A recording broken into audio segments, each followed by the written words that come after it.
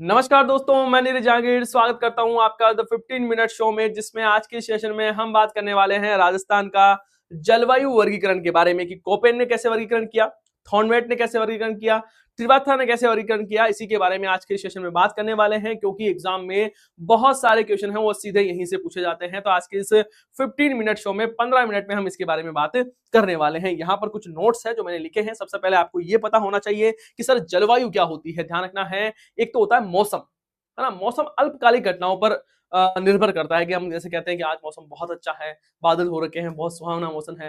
हो सकता है भाई सुबह सुबह थोड़ा सा बादल हो और दोपहर आते आते यदि धूप आने लग जाए तो हम कहते हैं यार आज तो बहुत ज्यादा धूप है। इसका मतलब क्या है? इसका मतलब मौसम है ना, वो अल्पकालीन घटनाओं पर निर्भर करता है, जबकि जो जलवायु है वो दीर्घकालिक घटनाओं पर निर्भर करता है। दीर्घकालिक कितनी? तो भैया लगभग 30 साल, लगभग 30 वर्ष, है ना।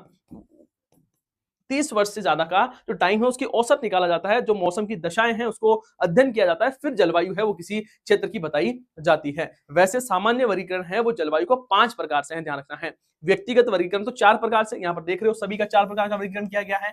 आपसे पूछे राजस्थान की जलवायु का व्यक्तिगत वर्गीकरण कितने प्रकार का किया हुआ है, तो बताना 4 प्रकार का। आपसे पूछे सामान्य वर्गीकरण तो बताना 5 प्रकार का। सर ये 5 प्रकार का कौन सा है? ये वो है उष्णकटिबंधीय, अर्धशुष्क, आर्द्र, उपाद्र, अति आर्द्र, है ना। वो वाला क्षेत्र जैसे आपके मरुस्थलीय हम कहते हैं अति शुष्क है ना। फिर हम कहते हैं कि भैया अर्ध शुष्क कौन सा है, तो मरुस्थलीय प्रदेश वाला जो 20 से 40 सेंटीमीटर बारिश जहां पर होती है। फिर हम उपाद्र के बारे में बात करते हैं, अरावली वाला। फिर हम आर्द्र के बारे में कहते हैं पूर्वी जो अरावली क्षेत्र है। फिर हम अति आर्द्र जो हाड़ौती वाला, कोटा, बूंदी, बारा, झालावाड़, इधर माही वाला बेसिन है, इसको हम बोलते हैं कि यहाँ पर अति आर्द्र है, जहां पर 80 से लेकर 120 सेंटीमीटर के समथिंग बारिश होती है। अभी हम इसके बारे में बात नहीं कर रहे हैं, सामान्य वर्गीकरण नहीं पढ़ रहे हैं। अभी हम क्या पढ़ रहे हैं सर? व्यक्तिगत वर्गीकरण पढ़ रहे हैं, जिसमें कोपेन का, त्रिवात्रा और थॉर्नवेट का वर्गीकरण है वो पढ़ रहे हैं। सबसे पहले कोपेन के बारे में बात करें तो इन भाई साहब ने कहा था 4 प्रकार का वर्गीकरण होता है, और इसमें जिन्होंने आधार जो लिया था इसको भी याद रखना है। आधार क्या लिया? वनस्पति, बारिश और टेम्परेचर, है ना। कि भैया वहां की जो वनस्पति है वो कैसी है, बारिश कितनी होती है और टेम्परेचर कितना रहता है, ये इन्होंने आधार था इनका वर्गीकरण का।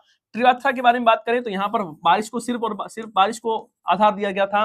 और थॉर्नवेट का जो अनुसार यहाँ पर 4 प्रकार का जो जलवायु बताई गई थी उसका जो आधार था, उसमें ध्यान रखना है वाष्पीकरण को भी शामिल किया गया था कि वहां पर जलवाष्प है वो कितनी बन रही है। तो तापमान, वाष्पीकरण और बारिश, तो ये ध्यान रखना है। वाष्पीकरण के बारे में बात किसने की थी, जो आधार किसने लिया था, तो थॉर्नवेट ने लिया था। समझ पा रहे हो? कोपेन वनस्पति वर्षा तापमान, वनस्पति वर्षा तापमान, है ना।